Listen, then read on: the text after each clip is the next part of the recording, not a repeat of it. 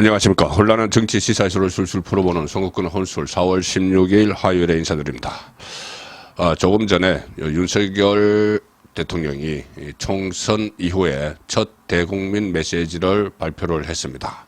자, 그런데 일단 형식과 내용 면에서 아마 충분하지 못하다 이런 지적을 받을 것도 같습니다. 일단 형식이 당초 기대했던 기자회견, 일문일답이 포함되는 기자회견이 아니고 대국민 담화도 아니고 이 국무회의, 매주 화요일 날 국무회의가 열리죠. 국무회의 석상에서 모두 발언을 통해서 메시지를 전했는데 국민에게 보내는 메시지라기보다는 주로 이 국무회의이기 때문에 장관들, 국무위원들에게 당부하는, 그리고 좀 반성을 하고 당부하는, 자, 그런 모습을 보였고, 내용 면에서도 어떤 국정 쇄신, 물론 국정 쇄신 즉 정책을 더 잘해야 되겠다는 건 들어갔지만 인적 쇄신 뭐 이런 부분 또는 이 조직 개편, 이 부분은 일단은 들어가지 않았습니다.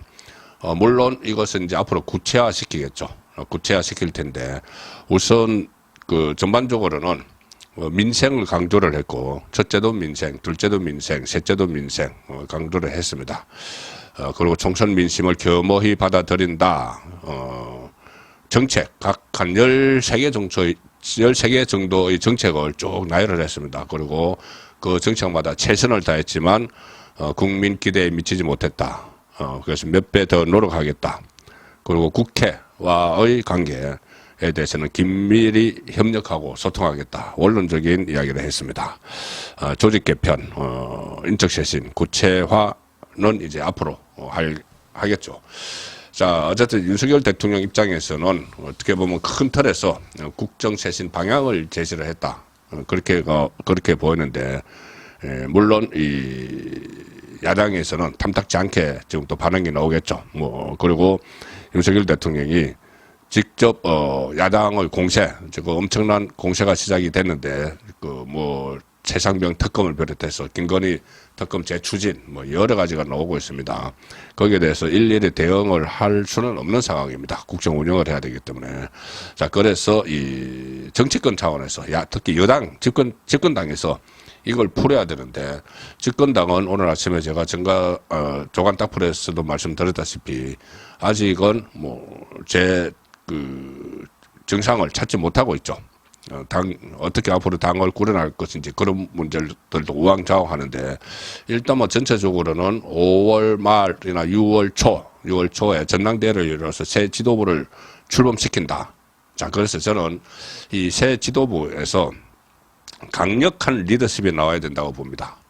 윤석열 대통령과는 별개로 윤석열 대통령은 큰 틀의 국정 운영 방향을 이야기를 하고, 그것을 좀 구체화시키고, 또 특히 이 민주당 이재명 조국의 거센 공세에 맞서기 위해서는 강력한 카리스마가 좀 있는 그런 리더십이 이 국민의힘에 들어서야 된다. 자, 그런데 지금 마땅한 인물 사실 없는 상황이죠.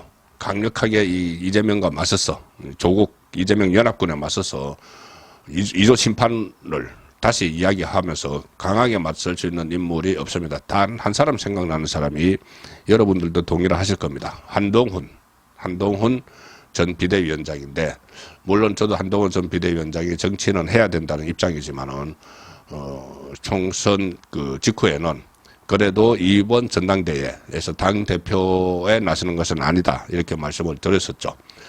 그런데 이 최근의 상황을 보면서 그게 아니고 지금은 한동훈 같은 강력한 사람이 나타나서 좀 적극적으로 대응을 해야 되는구나. 좀 총선 패배에 책임을 지지 않을 수 없더라도 어차피 결자 해제 차원에서라도 본인이 나서서 수습하는 게 낫다는 생각을 합니다. 특히 오늘 윤석열 대통령의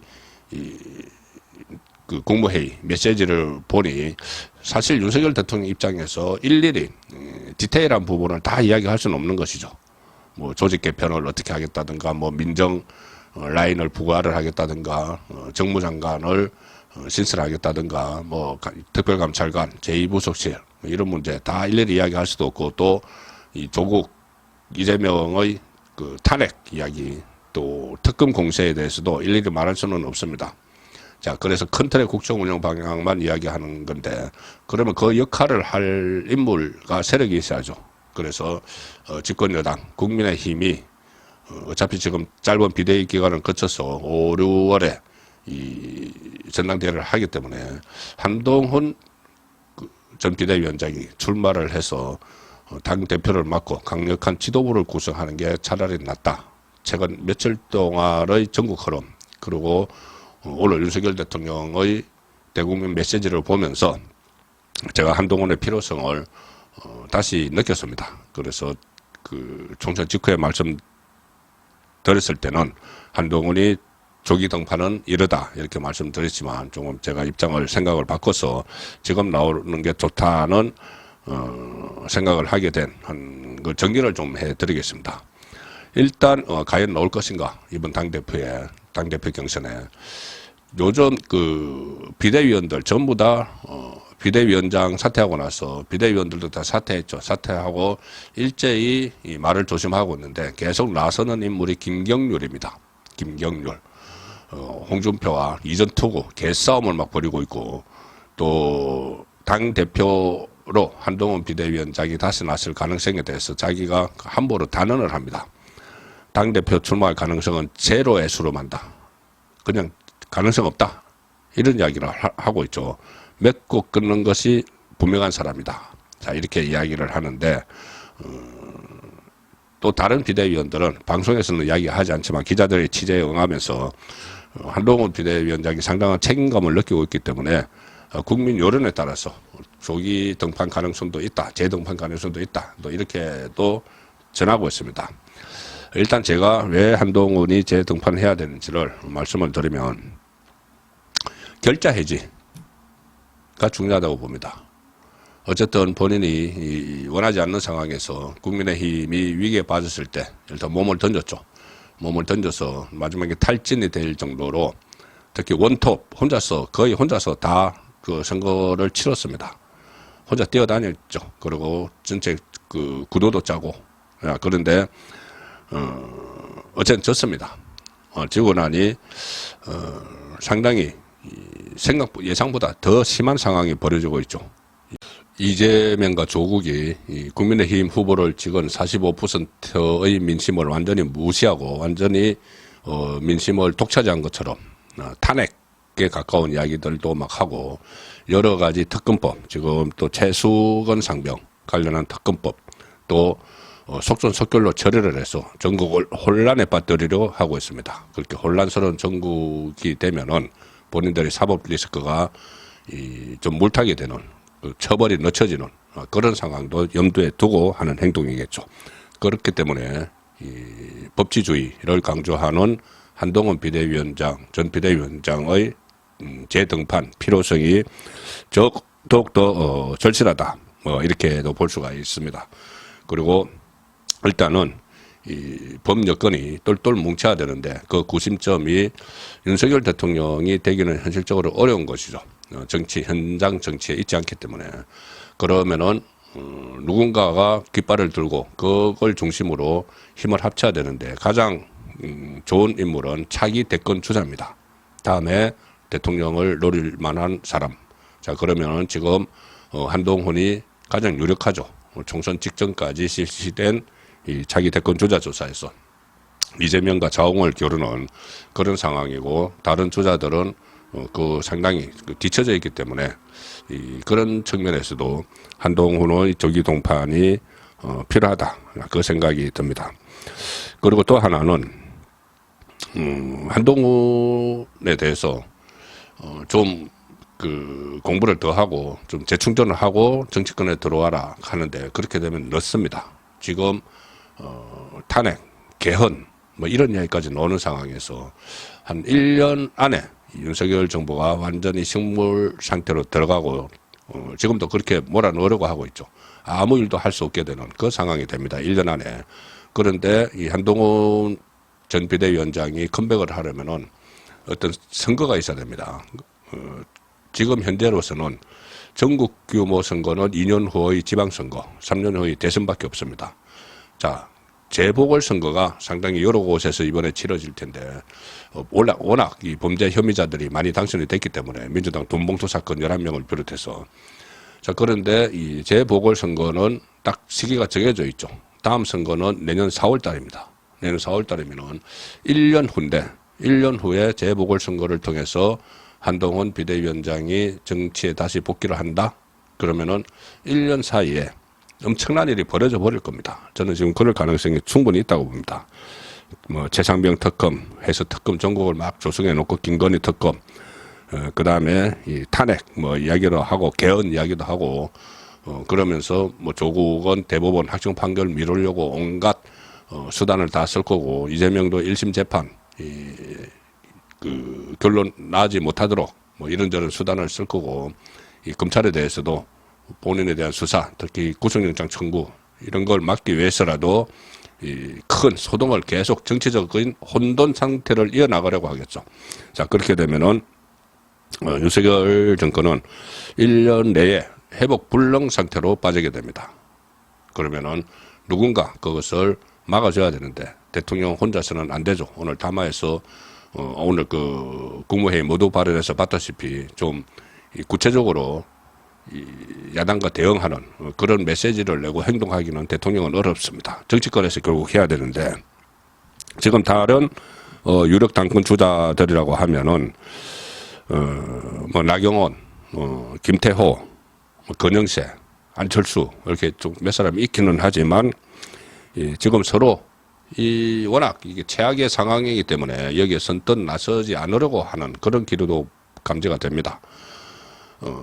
어떻게 보면은 한동훈 비대위원장 1인 체제로 선거를 치러서 참패를 했는데 앞으로 선거도 없는데 선거도 없으면 공천권도 없는데 내가 왜 거기 나가서 거기 당 대표직을 맡아서 이 십자가를 지느냐 이런 심정들이겠죠.